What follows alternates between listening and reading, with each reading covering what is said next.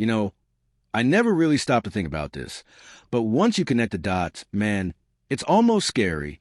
Have you ever considered that maybe the Ravens' biggest enemy isn't the Chiefs, the Bills, or any other NFL team? What if the real thing holding Baltimore back from raising the trophy is way closer than we think? Seriously, this completely changed the way I see the Ravens. Because it doesn't matter if Lamar's lighting it up, the defense is dominating, or the roster is stacked with stars, if the team ends up sabotaging itself at the most important moments. And the worst part? There's a pattern repeating itself, and almost nobody talks about it like they should. If you're a real fan, you need to understand what's going on here. Because trust me, if the Ravens don't break the cycle soon, the next season could end just like the last few. And I know nobody here wants to go through that disappointment again. So stick with me till the end, because what I'm about to show you might totally change the way you look at this team, and maybe even prepare your heart for what's coming. Let's go. Have you noticed how the Ravens just steamroll through the regular season? They blow past opponents, rack up wins, get the fans hyped, and make the entire NFL look at Baltimore with respect. Touchdowns, dominant defense, explosive plays, all wrapped in this confidence that makes you believe no one can stop this team. You feel that too, right? That automatic pride every time they hit the field. As the calendar ticks down, things only heat up.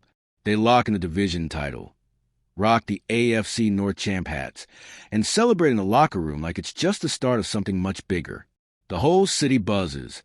Fans start planning parties, booking hotels for the final, even imagining that Super Bowl parade rolling through Baltimore streets.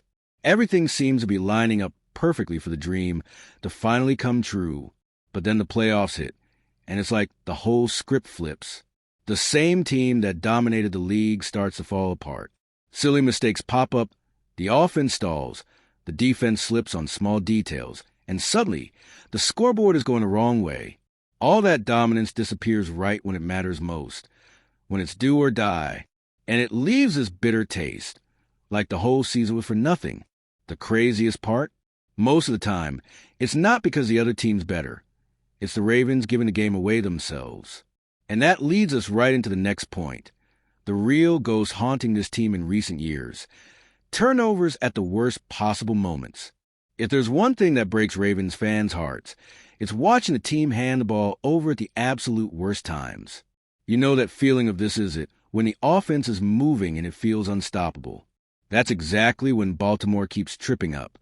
Fumbles right at the goal line, interceptions thrown into triple coverage, or just bizarre plays that end in turnovers. Every time it happens, it's like the team hands the opponent the game's confidence on a silver platter. You can't forget the fumble in the jungle. Huntley tried to leap over the line, but ended up gifting the Bengals a 98-yard touchdown. That play carried the weight of the entire game's fate. Then there was Zay Flowers, fumbling at the goal line against the Chiefs, just when he was shining. It's not fair to blame one player, but those mistakes leave a mark so heavy it's impossible to ignore. And it hurts because we all know how talented this team really is. The cruelest part? Often, one turnover doesn't kill the game right away, but it shifts momentum, drains energy, and lifts the other team up. And as the clock winds down, you look back and remember exactly that lost ball. The weight becomes massive because you know they didn't have to put themselves in that spot. But turnovers don't just happen out of nowhere. They're often born from nerves, from losing calm at the moment of decision. And that brings us to another problem haunting the Ravens these last playoffs. The huge struggle to keep cool when it matters most. The Ravens seem like a completely different team in those final minutes, don't they? It's like everything they trained all year just disappears when the pressure hits. Guys don't protect the ball right. The quarterback forces a throw into triple coverage. The line commits silly penalties. All because heads get hot. And in the playoffs, every single slip-up feels like a touchdown for the other side. That 2-point conversion mark Andrews missed against the Bills, that's the perfect example.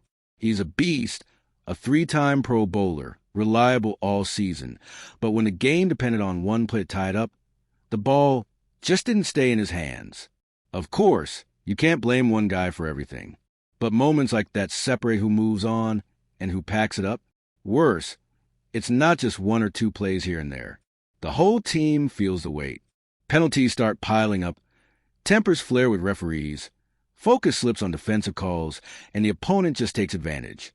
Meanwhile, fans watch from home or the stands, biting their nails, seeing it all fall apart just because of the lack of cool heads. And this is when it hits you. It's not a talent problem. To win a Super Bowl, being good isn't enough. You've got to be ruthless under pressure. And that brings us to the next point. Because despite all this, Lamar Jackson keeps proving he's not the problem. All right, we're already past the halfway point of this video, but before we continue, I noticed you haven't left a like yet. It's really important because it helps YouTube keep showing you my content so I can keep bringing you the best news about the Baltimore Ravens. So go ahead and hit that like button. It's free and it really helps. Thanks. Now let's get back to it. Say what you want, but Lamar Jackson has proven time and again that he's the right guy to lead the Ravens. The dude's got 2 MVPs, carries the team on his back when it counts, and completely changes the game with his legs and arm. When he messes up in the first half, he doesn't hang his head. He comes back in the second half, trying to fix it and push for the comeback.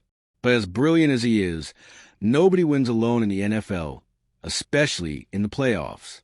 It's rough watching some folks try to dump all the blame on him, like he's the only reason for the losses. But anyone who really watches knows Lamar can't keep the ship afloat if everything else is sinking. He can't protect the ball for the running backs, can't guarantee a receiver will hold on to a crucial catch, and can't stop the defense from committing dumb penalties on critical downs. Plus, his electric style depends a lot on the rest of the offense clicking. If the line can't hold up, he ends up forcing plays. If the receivers don't get open, he tries to create something out of nothing, and that ups the risk. It's not about lacking talent. It's about him trying to save the game, often solo. And that makes it clear the Ravens need everyone firing on all cylinders when it really counts. Bottom line, Lamar isn't the problem. The real enemy? The Ravens themselves. And that's exactly what we got to talk about next to close out this breakdown. It's almost ironic to think that after all the investments, all the talented players, and a roster that's always among the NFL's best, what holds the Ravens back isn't the team across the field. It's their own mistakes. Rushed decisions, small errors, nerves turning into dumb penalties. All of this builds an invisible wall between them and the Super Bowl, year after year. You can see it's not a talent issue. The team is too good. They usually make the playoffs with strong records, leading stats, and have plenty of Pro Bowl and All-Pro players. But come January, what separates contender from champions is who makes fewer mistakes. And that's where the Ravens have fallen short, piling up turnovers, botched execution, and costly errors that hurt way more than any opponent's skill. It's tough for us fans to watch, because we know it's not the Bills, Chiefs, or Bengals knocking them out. It's fumbles at the goal line, passes into triple coverage, dumb penalties extending the other team's drives. Tiny details that, when added up, make the difference between advancing and packing up too early. Now, with the 2025 roster loaded with talent, the big question is, can they finally keep their cool when it matters most? Because if there's one thing these past years have shown, it's that the Ravens just need to stop sabotaging themselves to turn all that potential into championships. So, what do you think? Will this be the year they break the cycle? Drop your thoughts. I want to know what you really think about this team. At the end of the day, rooting for the Ravens is exactly this. We celebrate, we suffer, we dream big, and yeah, sometimes our hearts get broken. But even with all these setbacks, you can see the team has everything to finally flip the script.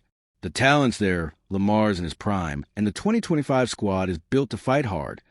All that's missing is keeping their heads right when it really counts. Because the truth is, no one stops the Ravens but the Ravens.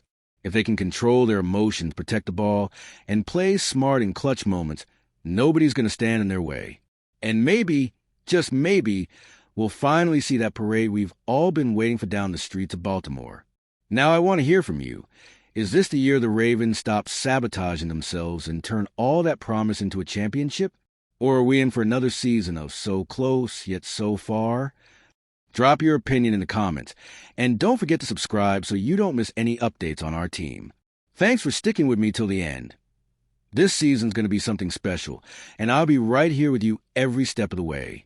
And if you, just like me, are passionate about the world of football and want to learn more about the Ravens' legacy, Don't leave this video without sharing it with that friend who is also a Baltimore Ravens fan and will love this content.